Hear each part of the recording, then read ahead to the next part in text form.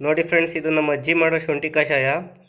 ಬೆಲ್ಲ ತಗೊಂಡಿದ್ದಾರೆ, ಪುಡಿ ಮಾಡ್ಕೊಂಡಿದ್ದಾರೆ, ತುಳಸಿ ಎಲೆ ಮತ್ತು ಶುಂಠಿನ ಜಜ್ಕೊಂಡಿದ್ದಾರೆ, ಮತ್ತು ಅಡಿಕೆ ಸುಣ್ಣ ಹಾಕೊಂಡಿದ್ದಾರೆ, ಮತ್ತು ಅರಿಶಿನ ಪುಡಿ ಮತ್ತು ಮೆಣಸಿನ ಪುಡಿ, ಜೀರಿಗೆ ಮತ್ತು ಏಲಕ್ಕಿ ಶುಂಠಿ ಮತ್ತು ಲವಂಗ, ಏಲಕ್ಕಿ ಇದೆಲ್ಲ ಹಾಕ್ಕೊಂಡಿದ್ದಾರೆ. ಮೊದಲು ಒಂದು ಪಾತ್ರೆಯಲ್ಲಿ ನೀರಿಟ್ಕೊಂಡು ಅದನ್ನೆಲ್ಲ ಬೇಯಿಸ್ಕೋಬೇಕು.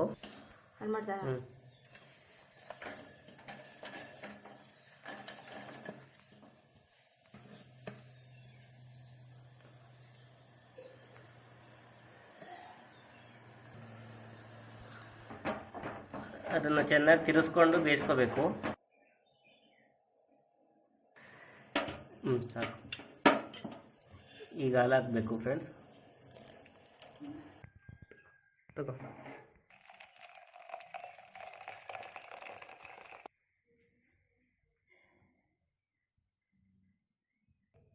ಇರಲಿ.